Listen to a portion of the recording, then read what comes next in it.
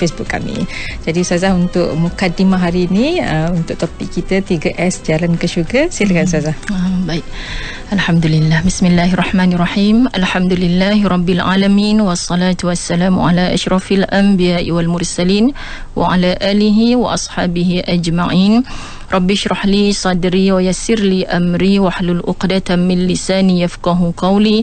Rabbi yassir wa la tu'assir ya karim. Rabbi zidni ilma warzuqni fahma. Assalamualaikum warahmatullahi taala wabarakatuh. Mas yang dikasihi, menggantikan Siti hari ini. Alhamdulillah juga kepada seluruh pendengar IKIM FM yang bersama-sama kita. Sudah pasti ada peminat setianya yang menanti rancangan ini. Alhamdulillah. Mudah-mudahan kita dalam rahmat Allah Subhanahu wa taala. Dan Ustazah diminta untuk menjelaskan 3S tu apa. Sebab tadi masa yang lain tanya pun benda 3S tu. Ustazah dengar dalam perjalanan tadi, Mas, kata Allah, sembang Ustaz ni sangat hebat yang tadi tu. Kita pun nak sembang benda yang sama lebih kurang. Tapi insya-Allah ilmu lagi diulang, lagi bertambah lekat insya-Allah dalam hati kita, minda kita, dan mudah-mudahan itu sebagai orang kata untuk mengukuhkan lagi supaya kita lebih mampu beramal dengan ilmu yang kita dengar ataupun yang kita peroleh insya-Allah. 3S sebenarnya adalah membina hubungan yang sangat cantik. Membina hubungan yang sangat cantik kalau dengan Allah tak lain dan tak bukan, Mas, adalah dengan solatnya. S yang pertama. Makna orang kata belajarlah banyak mana, tinggi mana pun, kita tanya amal apa, fadilat mana, mana yang terbaik. Pokok pangkalnya kalau tidak ada yang namanya S yang pertama ini, hubungan kamu dengan Allah tak mungkin cantik. Itu dia solat, yang Ustaz kita sebelum ni pun sudah bincangkan dengan panjang lebar, alhamdulillah. Kemudian kita nak sembang tentang S yang kedua. S yang kedua ini kalau kita beramal dengannya, insya-Allah inilah dia jalan ke syurga Allah Subhanahu wa taala. Yakni kita buat apa sahaja untuk menunjukkan hubungan kita sangat cantik, mantap bersama dengan Rasulullah sallallahu alaihi wasallam adalah S yang kedua, mengamalkan sunnah. Jadi maknanya dengan sunnah ini tak lain tak bukan juga perbanyakkan salawat kepada Nabi sallallahu alaihi wasallam. Jadi S yang kedua ini sama ada sunnah ataupun salawat Nabi sallallahu alaihi wasallam. Kemudian S yang ketiga, kita baik dah dengan Allah melalui solat, kita baik dah dengan Rasulullah sallallahu alaihi wasallam melalui amalan-amalan sunnah ataupun salawat Nabi. Kita tidak lagi sempurna dan sukarnya untuk kita ke syurga Allah tanpa adanya S yang ketiga. Apakah S yang ketiga itu, Mas? InsyaAllah kita akan kupaskan nanti. Itulah dia, nak cantikkan hubungan sesama manusia. Kita ni hablum minan nas, tak lain dan tak bukan, mesti punya silaturahim yang cantik. Jadi itulah dia 3S yang Ustazah letakkan tajuk pada pagi Jumaat yang penuh berkat ini sebagai jalan ke syurga.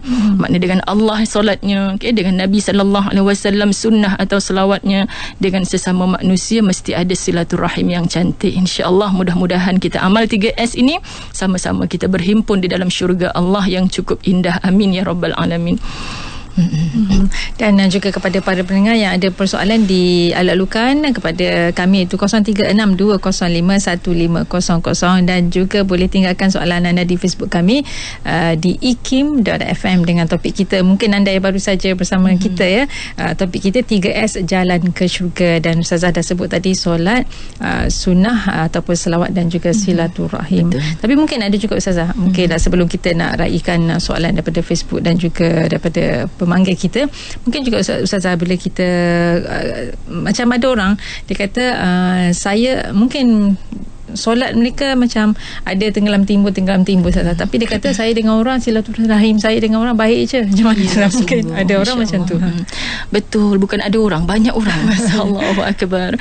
Kita bila nak sebutkan perkara macam ni, banyaknya orang kata tak solat pun tapi dengan seluruh manusia cantik, tak solat pun sedekahnya mantap, tak solat pun buat haji dah berkali-kali. Allahu akbar.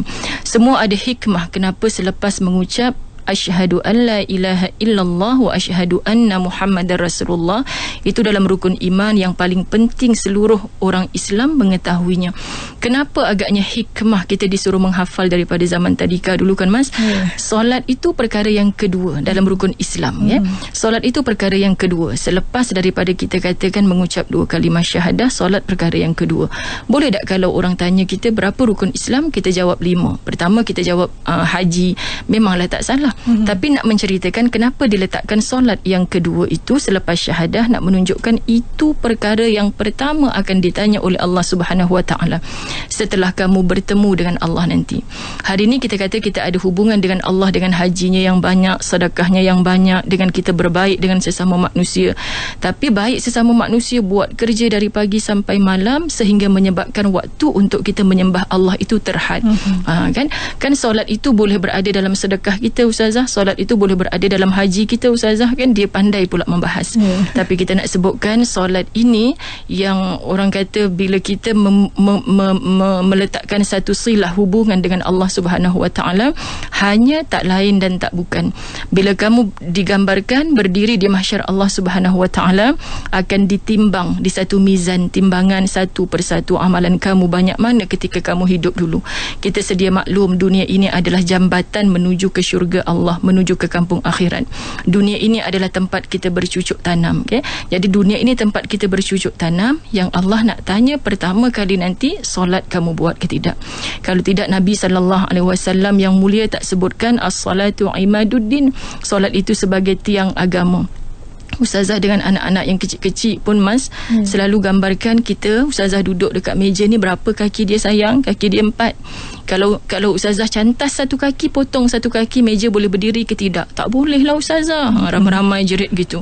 Jadi maknanya tiang dia sangat penting. Bila kata Nabi SAW, solat itu tiang agama, itulah segala-galanya. Jadi macam mana amalan-amalan kita yang lain tu? Amalan kita yang lain itu Allah mau tahu selepas Allah bertanya tentang solat kamu. Justru yang sudah memang sedia baik bersama-sama kita mendengar hari ini, teruskan kebaikan itu. Jangan stop. Jangan pula kita faham aku tak nak buat baik yang lain selagi mana solat aku tak sempurna lah.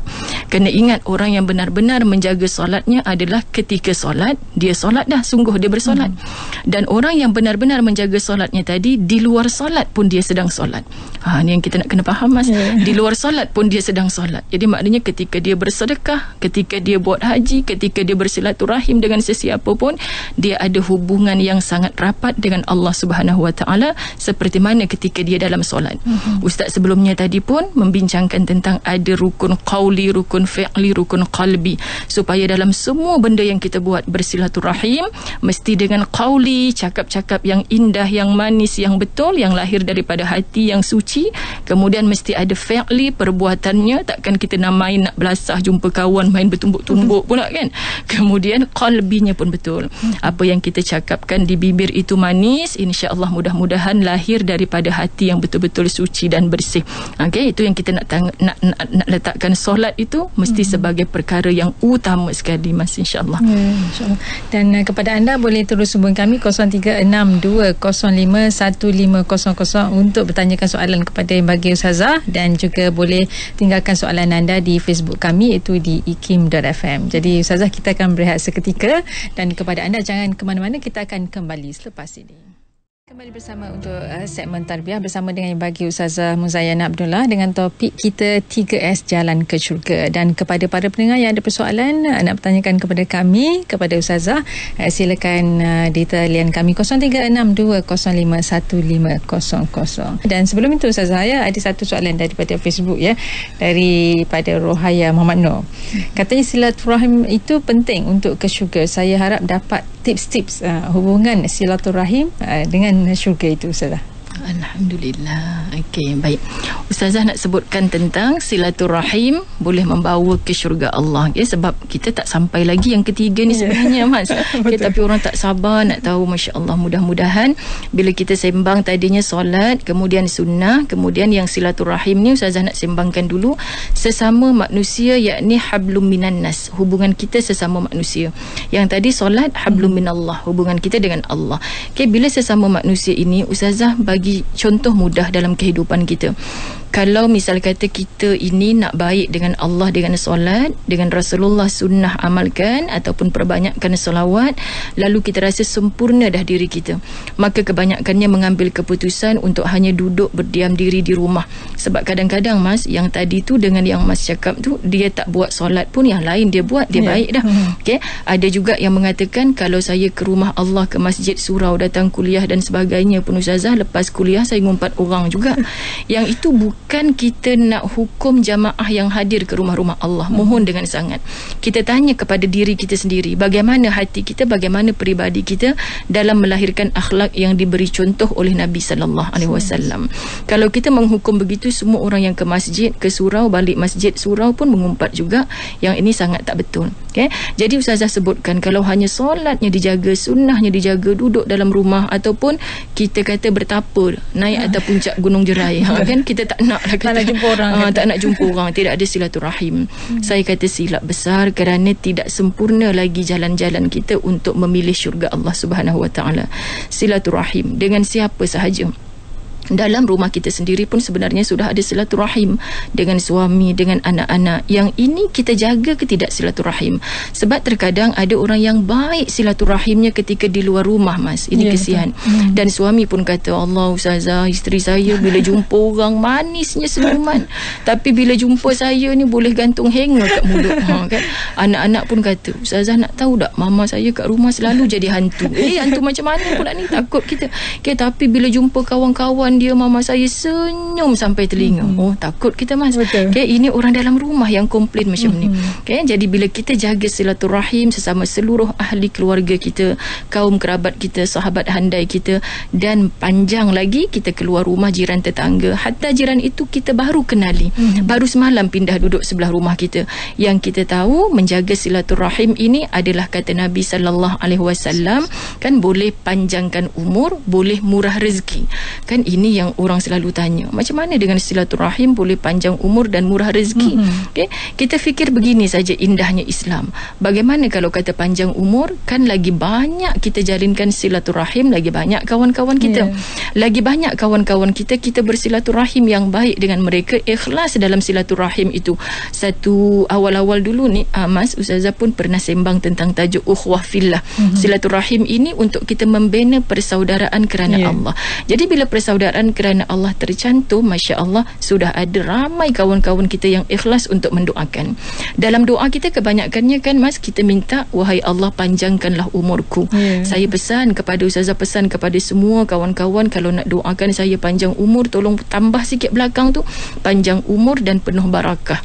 Usia yang Allah beri kepada kita ni kalau tak berkat, hidup sajalah 100 tahun tapi tak memberi apa-apa manfaat. Kita nak kalau ditakdirkan umur kita tidak panjang pun, tapi insya-Allah kehidupan kita banyak memberi manfaat kepada orang lain. Itu satu. Kemudian kenapa murah rezeki? Bukankah dengan silaturahim yang cantik ini kita ziarah ke rumah saudara-saudara kita? Ustazah sendirilah, Mas, kalau boleh kita setiap kali diajak untuk pergi ke rumah sesiapa pun, kalau boleh apa yang kita boleh capai di rumah tu rasa nak jadikan sebagai buah tangan. Nak bawa, macam Allah tak sedap.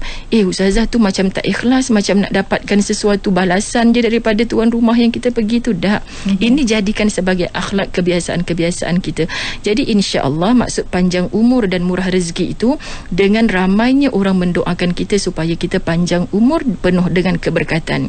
Kemudian murah rezeki, lagi ramai kawan, Masya Allah, lagi ramai kawan. Ustazah pun nak kongsi macam mana ya, Mas, sebab banyak sangat yang Ustazah lalui dalam kehidupan ini dengan izin Allah, sebab ramai kenalan. Mudah, segalanya mudah, Alhamdulillah. Contoh petang ni Ustazah nak ke KLIA tau, Mas. Ustaz ada dekat Terengganu, jumpa Ustazah nanti di KLIA saja, kita dah susah hati. Ada dah driver teksi kawan kita juga. Jangan pilih kawan yang betul-betul pangkatnya tinggi, yang hartanya banyak, tapi dalam driver teksi tu dah offer, kita fikir pula, Allah, dia lelaki, sebelah kita tak ada orang lelaki lain. Kalau pakcik teksi yang kita tak kenal, tak mengapalah, dah biasa mungkin kan. Tapi ni pakcik teksi tu kita kenal, nak sembang apa, Ustaz tak ada. Kawan pula offer, tak apa Ustazah, kami hantar, Ustazah jangan susah hati. Subhanallah, indahnya ukhuwah fillah ini yang dinamakan murah rezeki. Jadi rezeki tu jangan kata Allah hantar aku pergi KLIA je pun tak bagi duit pun, bukan itu je, Mas, rezeki. Rezeki Allah permudahkan semua urusan kita dengan silaturahim yang kita jalinkan. Kata Nabi lagi sallallahu alaihi wasallam ada mengajarkan kita dalam satu hadis, kan dengan silaturahim ini, Mas, kita mencantum, memberi kebahagiaan kepada orang lain. Kalau pergi dengan niat nak serang dia, nak gaduh dengan dia, tu bukan silaturahim nama. Kita pergi tu kan untuk menjalin kasih sayang. Allah lama tak jumpa kan, maka yang perempuan berlaga pipi sambil bersalam seronoknya, bermakna kita memberi kebahagiaan kepada orang lain. Ketahuilah kamu, Ustazah Zai sendiri yang bercakap, dengan memberi kebahagiaan kepada orang lain, itulah amalan yang paling indah, yang paling sempurna, yang paling dinanti-nanti oleh Allah Subhanahu Wa Taala. Walaupun dalam tajuk minggu lepas kita ada sebutkan korban cinta, walaupun terkadang untuk memberi kebahagiaan kepada orang lain dalam silaturahim itu kita terpaksa banyak berkorban. Okay, jadi dengan pengorbanan ini, dengan silaturahim yang kita panjangkan, tidak mustahil kita mudah untuk ke syurga Allah Subhanahu Wa Taala. Syarat yang dua atas kena buat dululah Mas. Okay, jangan pula jadi yang macam tadi tu, baik dah solat tak nak, ni silaturahim jaga dah, tapi solat dengan sunnah tak nak jaga. Okay, sebab itu dia mesti 3S, bukan 1S. Tak boleh salah satu. Tak boleh salah satu. Dan seterusnya kita ada soalan dari Mazrina Mazlan. Ini Ustazah rasanya ramai juga yang nak tahu ni Ustazah, sebab tadi kan kita sebut berkenaan dengan solat tu, bersilaturahim tapi tak bersolat. Jadi Mazrina ni tanya, macam mana cara paling efektif untuk kita berdakwah ataupun untuk kita mengajak orang yang tak bersolat ni untuk sama-sama bersolat dengan kita? Ya, terima kasih atas soalan. Kan kenapa slow je Mas? Sebab bukan soalan Mazlina, yang bukan soalan Mazlina seorang. Ustazah di masjid surau banyaknya yang bertanya. Terkadang yang paling sayu seorang isteri bertanya suaminya sendiri sudah hidup 30 tahun tak berjaya lagi untuk diajak menunaikan solat fardu yang 5 waktu sehari semalam. Solat dia Ustazah setahun sekali raya tu je lah. Saya kata salah betulkan 2 kali kot, raya haji dengan raya Idul Adha kata. Ataupun ada juga yang seminggu sekali solatnya ketika fardu Jumaat. Jadi kita sedih. Wahai seluruh saudara-saudara Islam kita yang bersama-sama dengan IKIM FM pada hari ini, bahawa kita nak letakkan solat ini adalah hubungan nombor 1 bertemu dengan Allah Subhanahu Wa Taala. Jadi setelah yang bercakap ini tadi pun, yang Ustazahnya pun sendiri dalam seluruh kehidupan kita bermula usia baligh, insya-Allah mudah-mudahan kalau Ustazah sendiri memang dari kecil sudah diajar untuk menunaikan ibadah solat, kita sentiasa merasa diri kita ini melakukan kekurangan sebagai hamba. Okay, adakah walaupun aku dah solat daripada mula usia 13 tahun balik dulu contoh kan, kita mulakan solat itu dalam usia seawal itu, bahkan kalau kita nak solat itu betul-betul melekat dalam badan kita, dalam jasad kita, dalam hati kita ni, bukan daripada usia baligh. Sebab itu anak 3 tahun 4 tahun sudah diajar tentang solat, sudah ditarbiah, diajak solat. Wahai ibu, sebelum solat bersihkan pampers anak dan sebagainya. Pastikan anak itu tengok kita solat. Jangan letak kat luar bilik. Jadi bila kita tak, anak-anak kita tak tengok kita solat, bila dia tengok orang lain solat, dia jadi takut. Ustazah dah biasa. Kan ajar walaupun dekat kedua tahap benda dia buat, yang penting kita nampak dan dia sentiasa lihat. Sebab Ustazah biasa jumpa Mas, anak-anak yang Ustazah jaga di Darul Fawaz, kadang-kadang Masya Allah kesian dia, tengok orang pakai telekung pun boleh menjerit takut. Kenapa ni? Sebab tak pernah tengok suasana tu. Kita suruh buat soft, pelik. Soft apa pula ni, pelik, dia tak pernah dengar situasi tu. Biarlah anak kita masih kecil ajar. Bila sudah balik, yang sudah dewasa, yang sedang dalam usia remaja, kita terus-terusan ajak dengan kita sendiri tunjukkan contoh yang baik. Ibu yang tadinya menangis kenapa suaminya belum solat, anak-anaknya belum cukup lagi fardu 5 waktu, tanya kepada diri, wahai ibu, adakah solat azan itu menunggu-nunggu kita, atau kita saban hari menunggu-nunggu solat? Okay, seperti ustaz yang sebelum ni kan sebutkan tadi Mas, dia kata letakkan rasa rindu. Sudah subuh tadi, Allah, kita menunggu waktu zuhur kita menunggu waktu asar kita. Belum tentu lagi yang kita dah subuh tadi kita akan dapat melaksanakan fardu zuhur. Andai kita ini sentiasa menunggu-nunggu waktu solat, maka kita akan menjadi manusia yang solat kita dijaga dengan sempurna. Solat kita insya-Allah akan diperbaiki dan terus diperbaiki. Mohon dengan sangat saudara-saudara ukhuwah fillah Ustazah yang bersama-sama pada hari ini, jangan solat kita hari ini adalah solat yang kita ikut dengan tok nenek moyang kita, mak bapak kita ajar dulu. Maksudnya solat kita kadang-kadang yang 4 rakaat tak sampai 5 minit. Masya-Allah, tidak ada tamak ninahnya, rukunnya entah macam mana. Bohonglah kalau nak kata satu rukun qauli fi'li qalbi itu betul-betul kita amalkan dalam solat kalau solat kita begitu laju. Ustazah jumpa Mas, ada banyak sangat dalam kem-kem smart solat Ustazah dewasa, bukan kanak-kanak. Bila kita cek bacaan seorang-seorang, Allahu Rabbi, Qurannya baca bagus, tapi terkadang bacaan solatnya, rukun qaulinya hancur. Jadi Ustazah sukalah kan untuk bukan orang kata kita bergurau-gurau dengan jamaah kan Mas. Handphone kan main canggih lagi sekarang ni. Apa kata kalau untuk memperbaiki solat ini kita gunakan handphone kita yang sentiasa di tangan ni. Ustazah ada bagi satu tips dan banyak alhamdulillah di luar sana yang sudah ikut tu Mas. Ustazah kata cuba kita duduk diam-diam sambil termenung kan kita suka sambil tengok sinetron tadi tu, iklannya saja dah 5 minit kan. Jadi masa iklan tu tutup sekejap TV, kita baca iftitah, Allahu Akbar kabira walhamdulillahi katsira ilal akhir, kita baca. Okay, baca macam mana? Macam yang kita solat pagi tadi subuh, macam yang kita solat isyak malam tadi. Itulah bacaan iftitah kita. Okay, record suara sendiri. Nanti bila anak balik dari tadika, buka beg sekolah dia, buku panduan solat, kita buka yang kita record tadi, kita semak kan, Allahu Akbar kabira. Anak tanya, Mama, suara siapa tu? Suara kawan Mama. Dia suruh tolong tengokkan bacaan betul ke tidak. Rupanya Mas, Masya Allah, bila Ustazah sebut ini, ya Allah Ustazah, saya dah buat dah tips yang Ustazah bagi tu. Memang banyak kesilapan dalam saya membaca. Datang majlis ilmu dengan kuliah tajwid, Quran dan sebagainya, perbetulkan bacaan Quran, minta maaf sebut, Quran itu kita baca tak ada dalam rukun Islam. Tak ada. Yang keenam, membaca Al-Quran. Tak ada. Tapi kenapa kita nak belajar tajwid, nak baca Quran dengan baik? Kerana Quran itu ada dalam solat. Lalu bacaan solat itu harus lebih diperbaiki lagi berbanding dengan yang kita belajar pelbagai itu. Betul bacaan solat, amalkan sungguh-sungguh. Azan saja kita dah ajar anak-anak. Suami walaupun kita dah faham, ajak pun sampai mulut berbuih tak ada makna, Ustazah, dia takkan datang daripada kita. Kak, mulut dah buih sungguh ke belum? Ustazah tanya gitu. Tak buih lagi lah Ustazah, tak mati lagi. Jadi selagi tak buih tu, kena sentiasa ajak dengan ilmu dan hikmah kebijaksanaan, bukan ajak dengan membebel-bebel seperti orang tidak ada ilmu. Kerana mengajak dengan ilmu bermaksud mengajak dengan hati. Mengajak dari hati, insya-Allah akan tiba masanya turun ke hati orang yang mendengar. Tapi mengajak dengan bibir, dengan lisan sahaja, takut-takut dia hanya singgah telinga kanan, keluar telinga kiri. Kesian. Dan seterusnya kita ada soalan dari Rock Cop. Macam mana nak elakkan Ustazah suara hati apabila berada dalam solat berjemaah? Kadang-kala dalam pada mendengar bacaan imam, hati saya berkata-kata, susahnya nak fokus. Ada kala saya cuba ikut bacaan imam untuk elakkan suara hati tu. Bagaimana saya nak elakkan perkara ini dan kenapa perkara ini berlaku? Kadang-kala tu fikir lebih baik saya solat seorang diri, cuma rugilah pahala yang berganda itu. Betul. Takut nak sebut nama dia yang bertanya tu. Kita nak kata kepada yang bertanya, terima kasih soalannya. Jadi kita nak sebutkan mengelakkan suara hati. Suara hati ni kalau kita tadabbur surah An-Nas, Qul a'udzu birabbin nas ilal akhir. Kemudian diajar oleh beberapa guru-guru kita Mas, sebelum kita solat amalkan surah An-Nas dan tadabbur akannya. Bukan hanya baca surah An-Nas tapi tak ada kesan apa-apa pun Ustazah. Kemudian timbul pula persoalan, kenapa nak baca surah An-Nas sebelum solat ni? Rasulullah tak buat pun macam tu, bid'ah ni. Allahu Akbar. Masyarakat kita tolonglah yang bersama-sama dengan kita pelajari ilmu.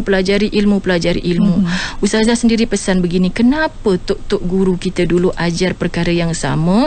Bukan kita nak melampaui apa yang Rasulullah tak buat, kita sibuk nak buat. Bukan, Masya Allah. Rasulullah SAW insan yang sangat mulia, maksum, confirm syurga. Dan kita akan mengikut baginda ini, insya-Allah. Mudah-mudahan kita tak nak apa saja yang kita buat ini menyimpang daripada Rasulullah. Tapi jauhnya kita dengan Rasulullah mengajar sahabat radhiyallahu anhum Mas. Masya Allah, ada sahabat yang berdiri tegak, burung bertenggek atas kepalanya. Kan tanya, ni tunggul kayu ke manusia ni? Sebab bila dah angkat takbir tak bergerak langsung. Menunjukkan betapa hati dia tu sudah terpaku hanya ada hubungan dengan Allah. Jauhnya solat kita Mas. Sebab tu bagi Ustazah sendiri sampai ke tahap ini pun sentiasa nak mencari ilmu tentang solat, perbaiki solat. Dan siapa sahaja yang mendengar saat ini, Ustazah nak share beginilah. Kalau kita belajar pergi camp smart solat, kita pelajari, dengar hari ni tentang ilmu, pagi tadi pun tentang solat yang baik, ilmu-ilmu yang baik tentang solat, jangan harap kita akan dapat solat yang khusyuk pada waktu zuhur nanti. Bermakna kita kena terus-terusan belajar. Ada orang sombong Mas, bila kita buat majlis ilmu tentang solat di Masjid Surau, Allah, ustaz tu tak habis-habis bab solat. Dari tadi kan ngajar bab solat cukup-cukup lah, ngajarlah bab lain pula. Ngajar bab lain tak datang juga. juga Mas. Okay? Jadi bila kita nak ceritakan tentang solat ini, memang satu ilmu yang kita harus belajar sampai masuk ke liang lahat. Selagi mana kamu tak masuk ke liang lahat, dan orang-orang yang memberi nasihat nak mengajak orang untuk solat ini, selagi betul-betul mulut tak berbuih macam Ustazah sebut tadi tu, terus-terusan ajak untuk melakukan ibadah solat. Nanti wahai yang bertanya soalan tadi, kita akan jumpa satu titik, ya Allah, solat aku kali ini sudah jauh beza dengan solat aku yang sebelumnya. Maksud jangan harap tadi tak khusyuk dengan mendengar solat tarbiyah yang begini, tiba-tiba zuhur nanti khusyuk. Kita kena pegang sungguh-sungguh, ilmu adalah yang berterusan. Kemudian datang bisikkan hati dalam solat, Allah, aku tengah solat ni, ya Allah, ketepikan yang lain. Sebab tu Ustazah selalu sebut, solat hanya kita bersama Khalik, tapi di luar solat kita masukkan Khalik ketika berurusan dengan mana-mana makhluk. Maksudnya apa? Dalam solat datang pula wajah sipulan-sipulan, wajah-wajah kesayangan hamba kan. Ada seorang pakcik Mas cerita dengan Ustazah, dia kata, saya Ustazah bila solat yang 4 rakaat tu, dari Perlis sampailah ke Sabah, dia kata. Apa maksud tu? Sebab dia askar dulu, banyak negeri pergi. Dia kata kawan yang kat Sabah tu muncul, kawan yang kat Perlis dalam solat, habis semua negeri dari Perlis sampai ke Sabah. Saya kata Allah, yang paling sedih juga tadi Ustaz ada sebut, Ustazah senyum Mas dengan katanya apa, seorang alim solat di belakangnya kan, lepas solat tanya, Masya Allah, macam mana solat saya Ustaz? Saya kata hebat. Inilah situasi-situasi yang kita nak beritahu kepada masyarakat. Kalau Ustaz tu boleh kata, macam mana mungkin saya nak cek solat kamu dalam solat tadi? Sebab solat dia adalah satu hubungan dengan Allah. Jadi duhai hati yang sentiasa berbisik yang bukan-bukan dalam solat, bila datang makhluk lain, istighfar dalam hati, jangan di bibir. Astaghfirullah, aku sedang dengan Tuhanku. Ke tepi yang lain, nyahkan dulu. Nanti insya-Allah, contoh mungkin 40 kali bisikan dalam 4 rakaat itu akan datang, dia akan turun hingga tinggal 4 bisikan. Untuk kosong bisikan, kita manusia biasa yang tidak hidup sezaman dengan Rasulullah sallallahu alaihi wasallam, yang bukan sahabat radhiyallahu anhum, jauhnya kita dengan mereka, tapi kita mengharap syurga yang sama macam mereka. Jadi terus pelajari. Mudah-mudahan mendapat solat yang betul-betul mencantum hubungan hati kita dengan Allah Subhanahu wa taala. Dan kita ada soalan lagi Ustazah, banyak lagi ni. Dari Wan Mardiah Haris. Assalamualaikum Ustazah, saya ingin bertanya, apa yang harus kita lakukan jika seseorang yang tiba-tiba tidak mahu berbicara dengan kita walaupun kita sudah meminta maaf 2 kali dan bertanya apa salah kita, tapi dia tetap diam dan tidak mahu bercakap. Tidak tenang rasa hati dengan semua apa yang berlaku ni. Jadi apa yang patut saya lakukan Ustazah? Ini S yang ketiga dah ni, silaturahim. Belum sampai lagi S yang kedua ni Mas. S yang kedua tak ada lagi. Okey, silaturahim. Baik, yang bertanya soalan tadi baru 2 kali kan dia cuba tegur. Cuba berpuluh-puluh kali. Masya Allah, kita begitu je dalam hidup ni. Mari kita banyakkan senyum, kita positif aja. Allah, baru 2 kali je pun ada banyak sangat keadaan-keadaan yang kita kalau seolah-olah kita boleh buka pintu langit saat ini Mas. Kalau kita tengok agak-agaknya bilalah doa aku ni nak dimakbulkan. Dah 2 kali dah aku tegur kawan aku ni, dia masih lagi tak nak baik dengan aku ni. Kan kita kan disuruh cuba lagi. Jangan putus asa. Biar kalau boleh kita mati dalam percubaan itu.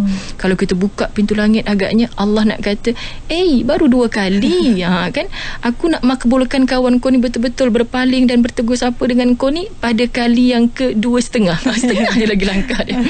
Okay, jadi maknanya kita nak sebut, jangan kita kira setakat mana usaha yang kita telah buat. Teruskan sayang, teruskan sahaja usaha-usaha kita, tegur. Jadi kalau dulunya mungkin kita tak pernah pagi-pagi letak sarapan dekat atas meja dia kan, tiba-tiba walaupun dia kata buang tabiat dah ke, kan kita kata tak, hari ini nak bermula. Okay, aku makan nasi goreng pagi tadi, teringat muka kau duduk dalam pinggan ni. Okay, kau nak makan ke tak makan ke, tak apalah, yang penting kita nak bagi dah.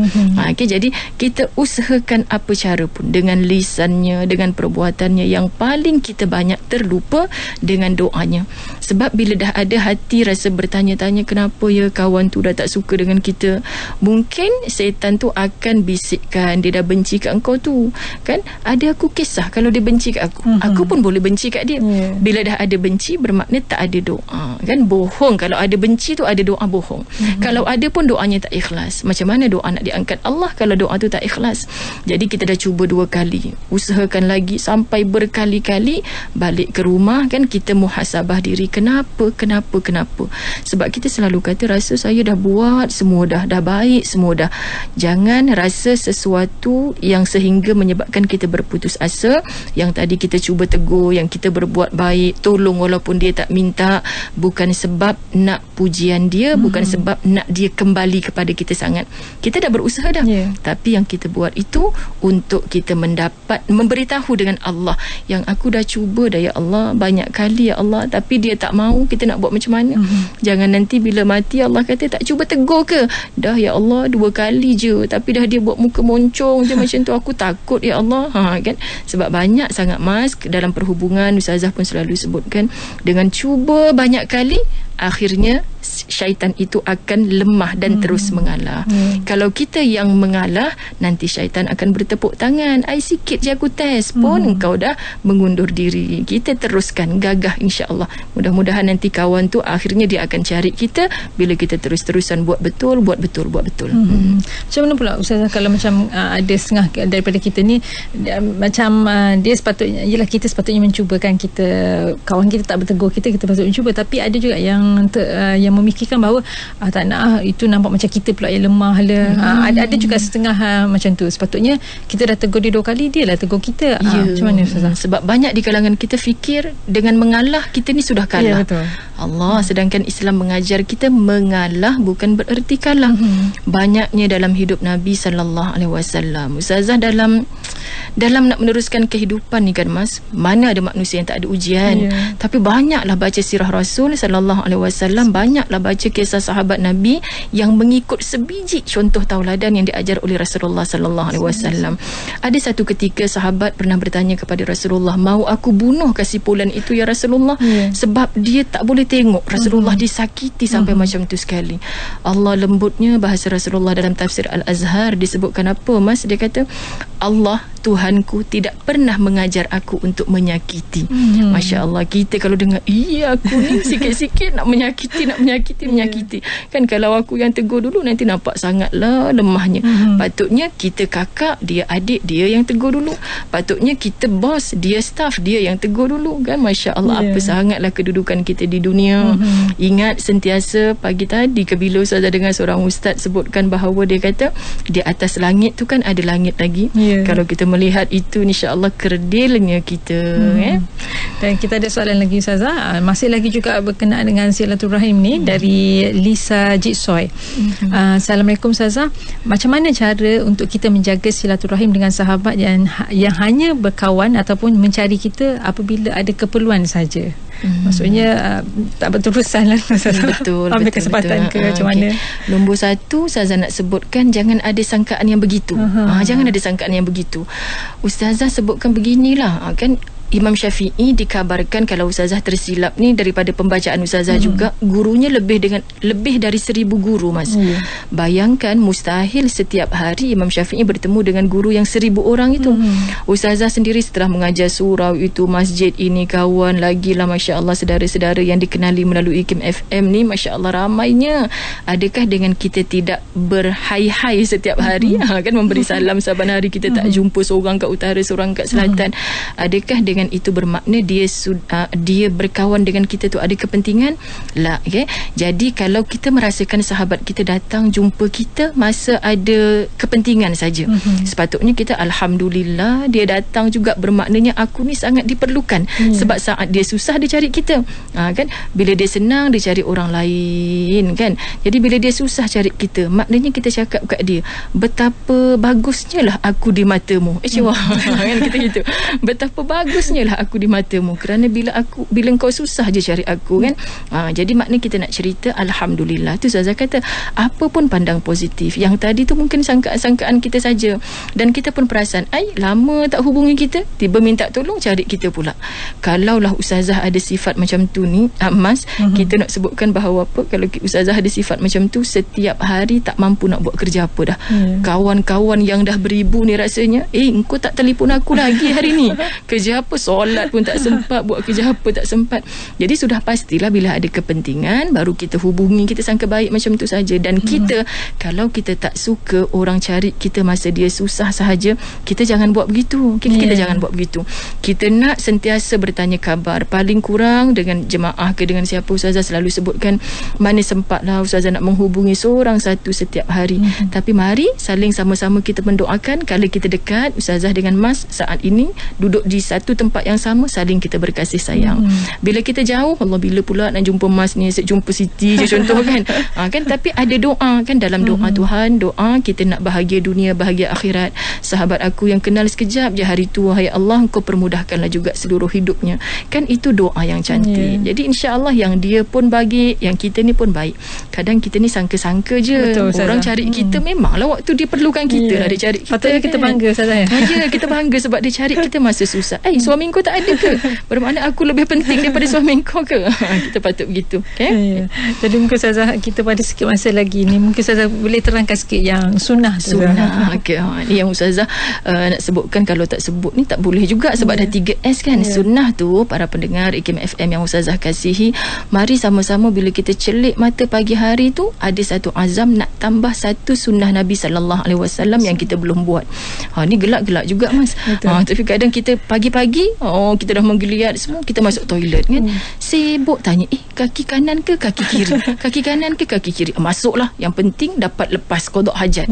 Tak kiralah kanan ke kiri, kita buang juga kan, pendek kata nak cerita. Tapi dengan mengamalkan sunnah Nabi SAW, Nabi ajar sambil kita nak qada hajat itu, pastikan atas kepala kita ada tutup kan. Kadang di masjid surau Ustazah kata, takkanlah dah tengah menikmati suasana itu kita nak keluar balik pula, capai je lah apa benda gayung ke yang boleh tutup kepala kan. Sebab apa? Nak mengikut sunnah. Bila kita mengikut sunnah, ditakdirkan, manalah tahu kita mati dalam usaha nak mengikut sunnah itu, mati dalam keadaan kita nak ikut sunnah Nabi SAW. Nampak macam kecil, walaupun kita gelak ni nampak macam kecil, tapi bila kita nak mengikut sunnah Nabi SAW yang diceritakan dalam hadis-hadis Nabi, Ustazah nak sebut gini lah Mas, kalau kita nak cerita yang solat malamnya sampai bengkak-bengkak kaki, Allah, siapalah kita dengan kita duk komplain letih lah Ustazah, jadi suri rumah pun letih, 24 jam ada kerja kan, kita punch card tak ada punch out dah Ustazah macam tu, dia letih sangat. Jadi kita sebut gini, contoh 1 hingga 9 Muharram hari tu kan, kita menahan diri daripada potong kuku, segala rambut-rambut yang ada di badan Mas.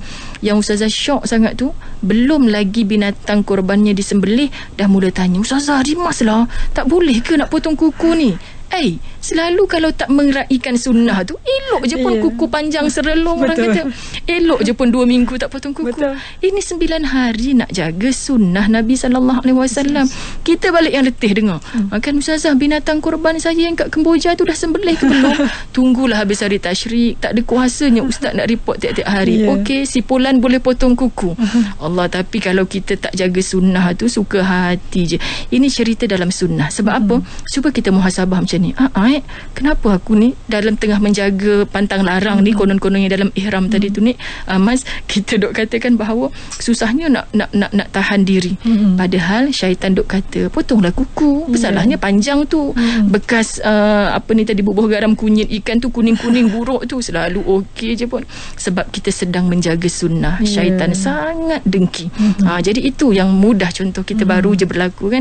Jadi ya Ustazah, betul juga, bila kita rasa sesuatu tu adalah ibadah, setan akan masuk supaya kita gagal dalam ibadah tersebut.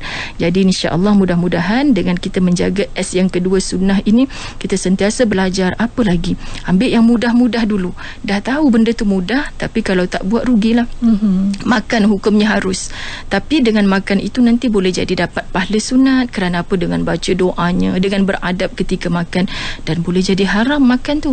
Makan apa contoh? Kita bukan sibuk tanya, anak mama tak boleh makan daging babi tu. Ibu, betul kan? Bukan daging babi je yang tak boleh makan. Ajar anak roti yang dimakan itu beli dengan duit apa. Kalau beli dengan duit ayah tak tahu pun kamu ambil duit tu pagi tadi bawa bantal ayah. Aduh, roti tu dah jadi tak halal. Jadi cerita-cerita macam tu kita nak cerita daripada kecil lagi, supaya roh itu orang kata subur sampai dewasa, terkenang-kenang. Oh, ini yang dengan Allah nak solatnya cantik. Oh, yang dengan Rasulullah nak sunnahnya cantik. Banyakkan selawat hari-hari. Sebab nanti di mahsyar bila kita seorang diri tak ada siapa tolong kita, tiba Muhammad sallallahu alaihi wasallam kata, selamatkan dia wahai Allah, sebab masa kat dunia dulu banyak dia berselawat kepadaku. Mudah-mudahan itulah kita kan Mas. Yang terakhir silaturahimnya kena cantik lah. Okay? Jadi jangan sombong jadi manusia, banyakkan senyum walaupun hati di dalam ada api kadang-kadang. Kan kita senyum, banyakkan, mudah-mudahan setan pun menyampah dengan senyuman kita. Dia ni ada masalah pun senyum, semata-mata kerana apa?